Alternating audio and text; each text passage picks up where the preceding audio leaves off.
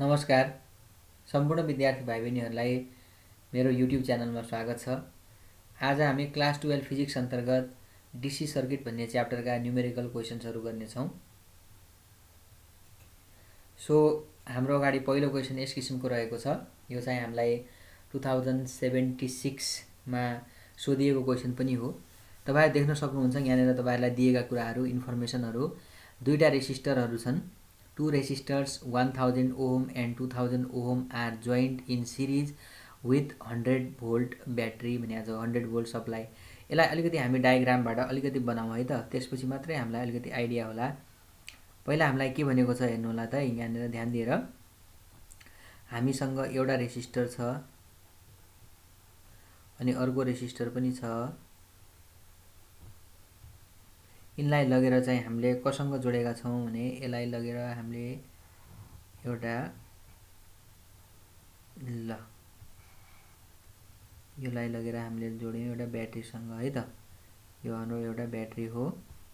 यसको voltage ब्याट्रीको 100 volt को battery छ अनि यसको ओहम भनेको चाहिँ हामी 1000 ओहम यसको छ। यसको चाहिँ हाम्रो 2000 ओहम दिइरा छ।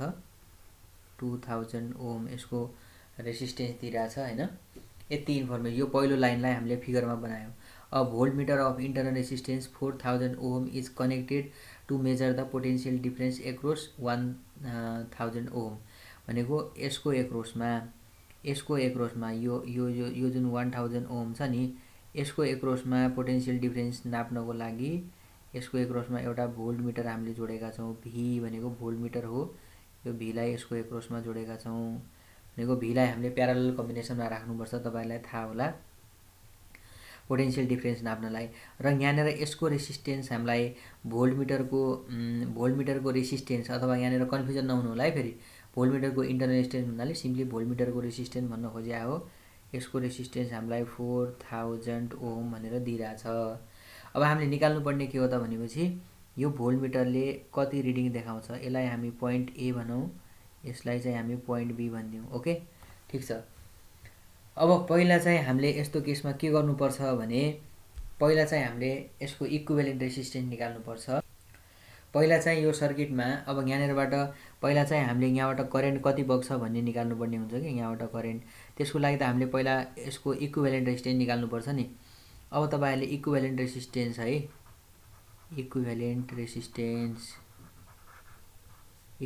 रेसिस्टेन्स निकालौं पहिला। अब तपाईहरुलाई थाहा होला इक्विभ्यालेन्ट रेसिस्टेन्स निकाल्ने तरिका।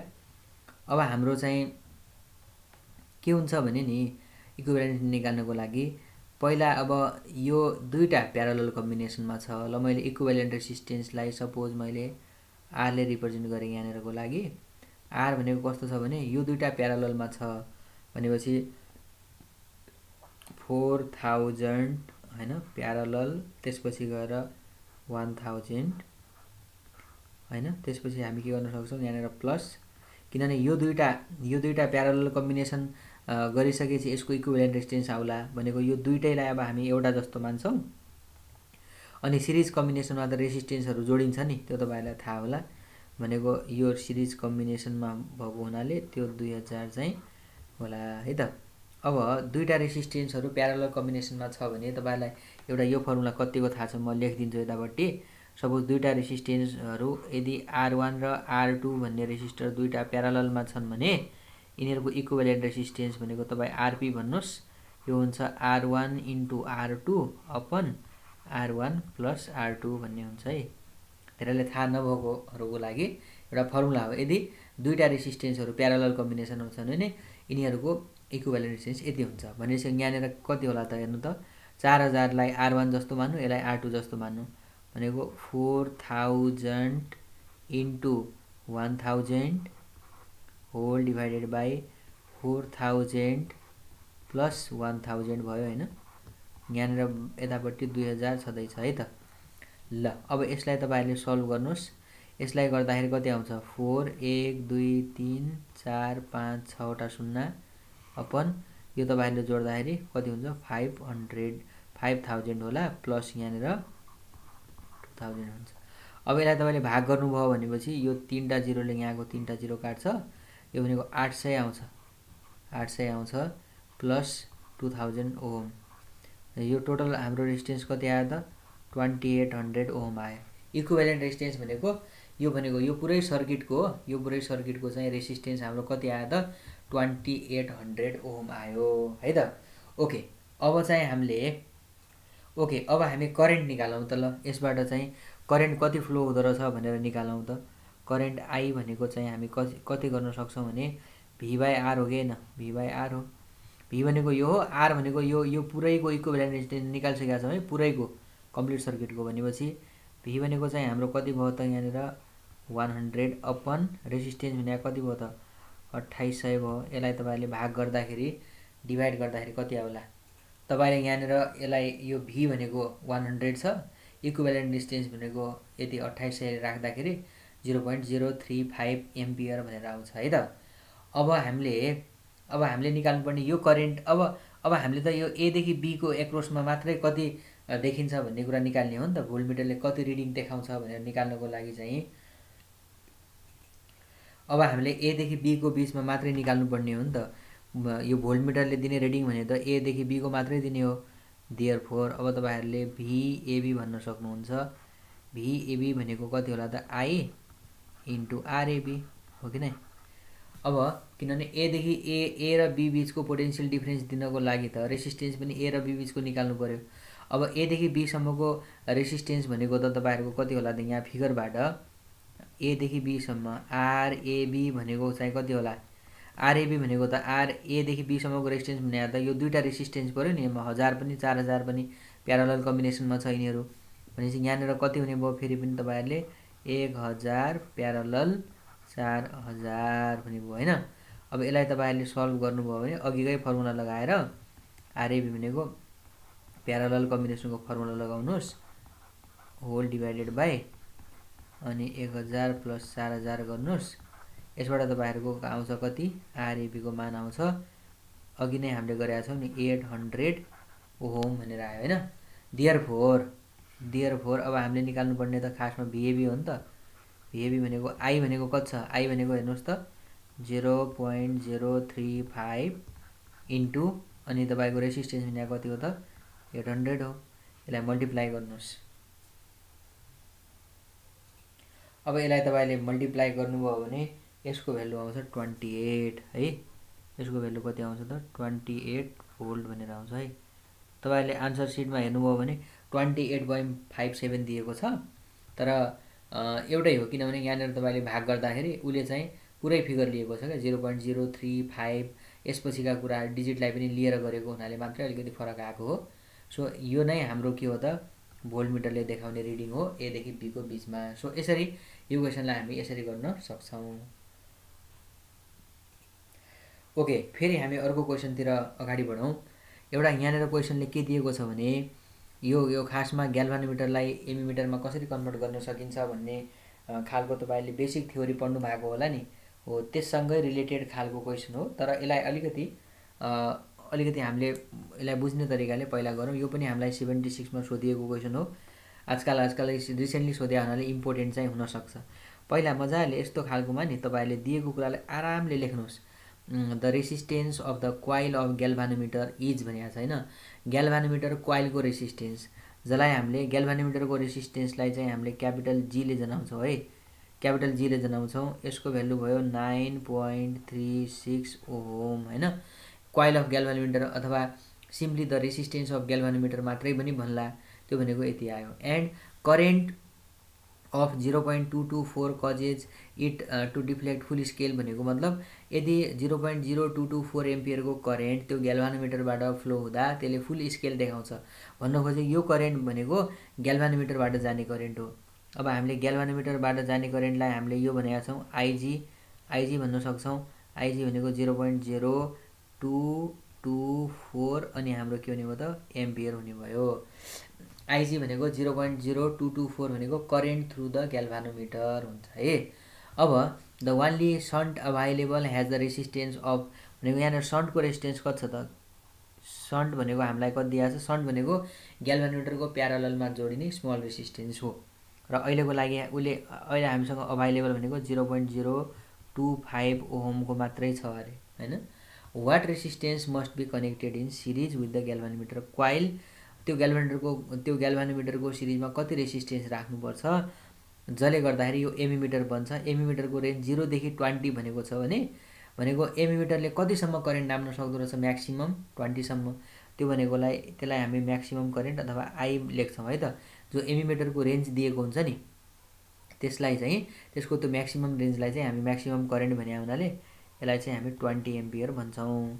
अब हामीले चाहिँ अब यसलाई म अलिकति फिगरबाट बनाउँछु है त। अब हाम्रो सपोज यहाँनिर हेर्नुहोस्, सपोज यो भनेको हाम्रो के छ ग्याल्भानोमिटर छ हैन, ग्याल्भानोमिटर छ। अब यहाँनिर सन्ट त यता हुने हो, सन्ट भनेको त प्यारललमा हुने हो हैन। अब यो ग्याल्भानोमिटरको सिरिजमा एउटा कति रेसिस्टेन्स राख्नु पर्ला भनेको के उसले यस्तो यो क्वेसन चाहिँ ल हामीले यसलाई मानौँ आर राख्नु पर्ला भनिदियौँ। अनि यतापट्टिको यो एस छँदैछ हैन, यतापट्टिबाट आउने करेन्ट भनेको त अब हाम्रो आई करेन्ट आउँछ हैन, यताबाट करेन्ट आउने आई हो। यतापट्टि जाने करेन्टलाई हामी आइजी भनेर भन्छौँ, ग्याल्भानोमिटरतिरबाट जाने करेन्ट। यतातिर जाने करेन्ट भनेको आई माइनस आइजी हुन्छ हैन। यो एउटा बेसिक तपाईँहरूलाई थाहा होला। फरक के मात्रै भयो भने ग्याल्भानोमिटर यो ग्याल्भानोमिटर भनेको यो भयो, ग्याल्भानोमिटरको सिरिजमा कति रेसिस्टेन्स जोड्नु पर्छ भनेर भनिएको छ क्या। अब यहाँनिर तपाईँहरूले अब यो दुईवटा प्यारलल भावनाले नि पोटेन्सियल डिफरेन्सलाई बराबर गर्ने त हो नि, यसको एक्रोसमा र यसको एक्रोसमा भनेको पोटेन्सियल डिफरेन्स माथिको ब्रान्चमा हैन, potential difference across G and R भनौँ न, जी र आरको एक्रोसको potential difference is equal to potential difference across S भन्न सक्छौँ, एक्रोस एस भन्न सक्छौँ। अब पोटेन्सियल डिफरेन्स हेर्नुहोस् त, potential difference across G plus R भनेको जीतिरको लागि हेर्नु त, जीको लागि पोटेन्सियल डिफरेन्स कति होला त, पोटेन्सियल डिफरेन्स भी भनेको त आइआर हो। अब ग्याल्भानोमिटरतिर कति होला, करेन्ट कति छ हाम्रो आइजी हैन, अनि त्यसपछि गएर रेसिस्टेन्स कति छ जी छ प्लस, अनि आरमा पनि करेन्ट त त्यही बग्ने हो नि, यो ग्याल्भानोमिटर र यो रेसिस्टेन्स चाहिँ हाम्रो सिरिजमा छन्, त्यस कारणले त्यही करेन्ट बग्छ। त्यही करेन्ट भनेको हाम्रो कति भयो त आइजी नै भयो, आइजी इन्टु हाम्रो कति भयो त आर भयो is equal to across S, एसतिरको भनेको कति भयो त करेन्ट कति छ एसतिर जाने भनेको यहाँनिर हाम्रो कति करेन्ट दिइरहेछ आई माइनस आइजी हैन। त्यसपछि गएर यतापट्टि चाहिँ हाम्रो एस छ। अब तपाईँहरूले यसको भ्यालुलाई सब्स्टिट्युसन गर्ने है त। यसको भ्यालुलाई सब्स्टिट्युसन गर्नको लागि मैले यसलाई अलिकति इरेज गरिदिन्छु, लेख्नलाई ठाउँ बनाउनु पर्यो। ओके है त। ल अब चाहिँ हामी यसलाई लेख्छौँ। अब तपाईँहरूले यहाँनिरबाट चाहिँ यो आइजीलाई त कमनै पनि निकाल्न सक्नुहुन्छ हैन, और यहाँनिरबाट यो आइजीलाई तपाईँहरूले कमन निकाल्न सक्नुहुन्छ। यहाँ भनेको जी प्लस आर हैन is equal to I minus I G into के गर्न सक्नुहुन्छ एस गर्न सक्नुहुन्छ। ओके, अब आइजी भनेको हामीलाई दिइरहेछ हेर्नुहोस् त माथि 0.0224 हो, 0.224 हैन। जी क्यापिटल जी को भ्यालु भनेको 9.36 plus capital R is equal to फेरि क्यापिटल आई भनेको 20 माइनस आइजी भनेको 0.0224 हैन, 224 इन्टु एस भनेको चाहिँ हाम्रो सन्ट रेसिस्टेन्स हेर्नुहोस् त कति दिएको छ 0.025 दिएको छ, भनेको 0.025 दिइरहेछ है। ओके, अब तपाईँहरूले यसलाई just what you have to do is you just have to make the calculation. अब तपाईँहरूले गर्नुपर्ने यहाँनिर क्यालकुलेसनको काम हो, तपाईँहरू पनि गर्नुहोस् है त। ओके, तपाईँले यसलाई क्यालकुलेसन गर्नुभयो होला तपाईँहरूले पनि। यसलाई त तपाईँहरूले सिम्पली मल्टिप्लाई एबार सफ्टवेयरको मल्टिप्लाई गर्नुहोस्। यसलाई यो 4 हो है, 224 हो, यसलाई यतातिर अपनमा लग्नुहोस्। त्यसपछि गएर यसलाई गर्दाखेरि आरको भ्यालु तपाईँहरू कति आयो त भन्दाखेरि 12.93 भनेर आयो। यो नै हामीलाई चाहिने के हो त रेसिस्टेन्सको भ्यालु हो। यति रेसिस्टेन्स जोड्यो भने तपाईँहरूको त्यसलाई हामीले त्यसमा चेन्ज गर्न सक्छौँ भन्ने कुरा है त। कुरा बुझ्नुभयो होला। ओके, अब नेक्स्ट क्वेसनमा जाउँ। अब अर्को क्वेसन छ 2075 मा सोधेको। अब यहाँनिर चाहिँ हामीलाई दुईटा ल्याम्प दिएको छ। दुईटा ल्याम्पमा एउटा 25 वाटको छ हैन, यसको यो पावर यो भोल्टेज दिइरहेछ। यसको अर्को ल्याम्प चाहिँ नि हाम्रो 100 वाटको छ, यो पनि यसको भोल्टेज भनेको 220 छ। यसलाई यो दुइटै उलाई चाहिँ ल्याम्पलाई चाहिँ सिरिज कनेक्सनमा हैन आर कनेक्टेड टु 220 भोल्ट हैन, यसलाई सिरिजमा जोडेको छ भनेपछि अब हामीलाई यहाँनिरबाट यसरी गरौँ, यसलाई चाहिँ एउटा ल यो भयो, त्यसपछि गएर अर्को ल्याम्प यो भयो हैन। ल यो ल्याम्पलाई तपाईहरुले R1 भन्न सक्नुहुन्छ, यसको रेजिस्टेन्सलाई R2 भन्न सक्नुहुन्छ। यसलाई लगेर तपाईले कहाँ जोड्नु भएको छ भने एउटा 220 भोल्टको ब्याट्रीमा जोड्नु भएको छ है। ओके, सो यसको चाहिँ तपाईको भोल्टेज भनेको 220 भोल्ट छ है त। अब कुरा के रह्यो त भन्दाखेरि तपाईलाई चाहिँ R1 र R2 कति हो थाहा छैन र अब पावर कन्ज्युम्ड बाइ द ल्याम्प्स भनेको यो ल्याम्पले कति पावर कन्ज्युम गर्छ, यो ल्याम्पले कति पावर कन्ज्युम थाहा छैन। अब दिन त पावर दिइहाल्छ, फेरि तपाईहरु कन्फ्युज हुनु होला। 25 वाट त दिइराछ नि, तर यो 25 वाट भनेको चाहिँ कस्तो हो भने यो 25 वाट भनेको चाहिँ त्यो सिंगल हुँदाखेरि के त्यो एउटै मात्र त्यो मात्र ल्याम्पलाई एउटै ल्याम्पलाई 220 को भोल्टेजमा राख्दाखेरि दिने पावर हो। तर यहाँनिर दुईटा ल्याम्पलाई सिरिजमा जोडेपछि अब त त्यही त हुँदैन नि त, अलि फरक पर्छ। जस्तो कि पहिला हामी यिनीहरुको रेजिस्टेन्स निकाल्नुपर्छ फर ल्याम्प 1 है, फर ल्याम्प 1 को लागि भन्न खोजे यो वालालाई मैले भन्न खोजे यसको पावरलाई चाहिँ हाम्रो पावरलाई ल P1 हामीलाई कति दिइराछ 25 वाट दिइराछ। अब यसको भोल्टेज त दुईटै केसमा 220 नै छ हैन, 220 भोल्ट छ भने एउटा तपाईलाई रिलेसन थाहा होला नि, R = यो एउटा P = V² भन्ने रिलेसन तपाईलाई थाहा हुनुपर्छ। एउटा यो रिलेसन तपाईलाई थाहा होला नि, यो P = V² भन्ने थाहा छ नि। अब यसबाट तपाईहरुले चाहिँ खासमा निकाल्नु पर्ने R हो हैन, R1 भनौं न अहिलेको लागि। R1 भनेको V² P1 भनौं है त, हो कि हैन। किनभने V भने त 220, यसमा पनि 220 छ, अर्कोमा पनि 220 छ। त्यसकारणले अब हामी खासमा यो ल्याम्प छ नि 200 यो के रे 25 वाटको जुन ल्याम्प छ यसको रेजिस्टेन्स निकाल्न गइरहेको हो के। त्यसकारणले V भन्नाले अब हाम्रो कति भयो 220 को स्क्वायर अपन P1 भनेको कति 25। अब भाग गरौँ, यसलाई तपाईहरु पनि डिभाइड गर्नुस्। तपाईले यसलाई डिभाइड गर्दाखेरि 1936 ओम भनेर आयो यसको रेजिस्टेन्स है, यो वाला ल्याम्पको, यो वालाको हैन। फर ल्याम्प 2 को लागि अर्को ल्याम्पको लागि जाउँ त अब फर ल्याम्प 2 हैन। ल्याम्प 2 मा के दिइराछ तपाईहरुलाई भनेपछि ल्याम्प 2 मा पावर कति दिइराछ हेर्नुस् त। पावर भनेको ल P2 भन्नुस्, यसलाई पावर बराबर हामीलाई दिइराछ 100 वाट दिइराछ हैन। र भोल्टेज कति दिइराछ त, भोल्टेज त 220 नै दिइराछ। यहाँनिरबाट अब फेरि तपाईले अब R2 निकाल्नु पर्यो हैन। R2 भनेको अब यही फर्मुलाबाट गर्न सक्नुहुन्छ नि, R2 बराबर के होला त V² P2 होला हैन। V² P2 भयो भने V² भनेको चाहिँ हाम्रो 220 को स्क्वायर अपन 100 = अब तपाईहरु क्याल्कुलेसन गर्नुस् त कति आउँछ। तपाईले पनि क्याल्कुलेसन गर्नु भयो होला, यसको आउँछ 484 ओम भनेर आउँछ है त, 484 ओम भनेर आउँछ है। ल अब हाम्रो R1 र R2 को भ्यालु भइसक्यो भने अब हामीले यसको भ्यालु यहाँनिर बुझ्नको लागि है त मैले पछि मेट्दाखेरि हराउला भनेर यसको रेजिस्टेन्स 1936 आको छ ओममा, यसको रेजिस्टेन्स भनेको 484 ओम आउँछ है। ल ओके, अब चाहिँ यसलाई मैले अलिकति यतापट्टिको पार्टलाई यो पार्ट केमा मात्र रिलेसन भयो भने यो ल्याम्पको रेजिस्टेन्स कति होला र यो ल्याम्पको रेजिस्टेन्स कति होला भनेर निकाल्नको लागि प्रयोग भएको है, अरु यसमा केही पनि छैन। ओके, अब हामीले के गर्नुपर्छ भनेपछि तपाईहरुको अब हामीले यहाँबाट यसको इक्विभ्यालेन्ट रेजिस्टेन्स कति होला, इक्विभ्यालेन्ट रेजिस्टेन्स निकालिसकेर त्यसपछि करेन्ट निकाल्नु पर्ने हो के खासमा I। त्यसको लागि I निकाल्नलाई त पहिला यो सिरिज कम्बिनेसनको इक्विभ्यालेन्ट रेजिस्टेन्स निकाल्नु पर्यो हैन। इक्विभ्यालेन्ट रेजिस्टेन्स ल इक्विभ्यालेन्ट रेजिस्टेन्स निकालौं पहिला।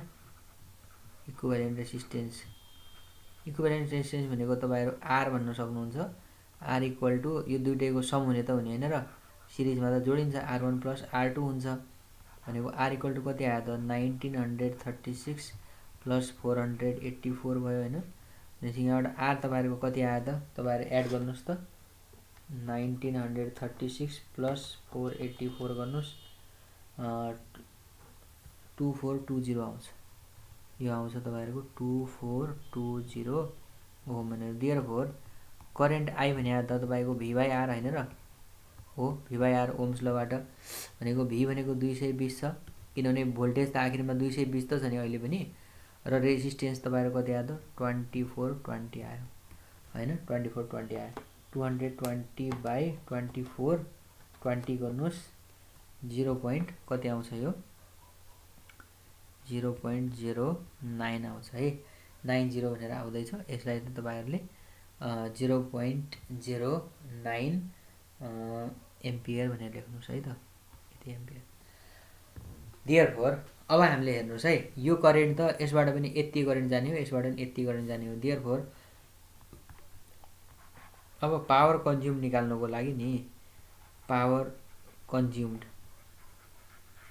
हैन बाइ ल्याम्प 1 ले कन्ज्युम गरेको पावरलाई त हामी यसरी पनि भन्न सक्छौं P1 = P = I square into R भन्ने फर्मुला थाहा छ नि तपाईलाई I भने त यसमा पनि I करेन्ट यसमा पनि I करेन्ट बग्ने हो त्यो I मात्र लेख्यौं अब रेजिस्टेन्सको ठाउँमा R1 भन्दियौ I को स्क्वायर भनेको 0.09 को स्क्वायर इन्टु R1 भनेको 1936 ल यसलाई हामीले मल्टिप्लाई गरौँ है त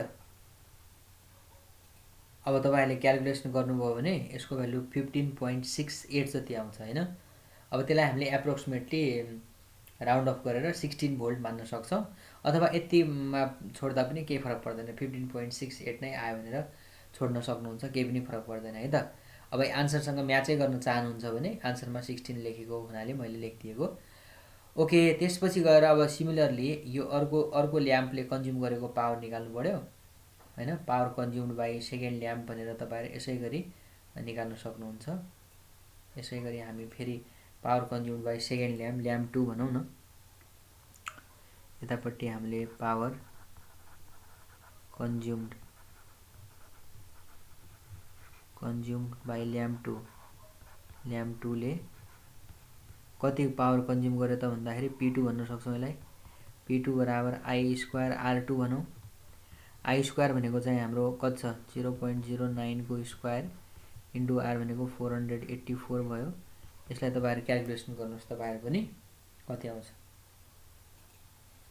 यसलाई तपाईहरुले क्याल्कुलेसन गर्नुभयो भने यो आउँछ 3.92 वाट आउँछ यसलाई एप्रोक्सिमेटली हामी 4 वाट भन्न सक्छौं हैन ल यो चाहिँ तपाईहरुको P2 आयो भनेको यो ल्याम्पले एउटा ल्याम्पले कन्ज्युम गरेको पावर 16 वाट अर्कोले गरेको हाम्रो चाहिँ नि 4 वाट भनेर आयो हैन यसरी हामीले जब सिरिज कम्बिनेसनमा राख्छौं यसलाई हामी यसरी निकाल्न सक्छौं भन्ने कुरा बुझ्यौं है त ओके सो आजलाई हामी यति यो तीनटा क्वेशन गर्छौं अब यसभन्दा अगाडिको ओल्ड इज गोल्डमा आएको क्वेशन हामी फेरि नेक्स्ट टाइम गर्ने छौं तिनजेलसम्मको लागि बिदा माग्न चाहन्छु थ्यांक यू भेरी मच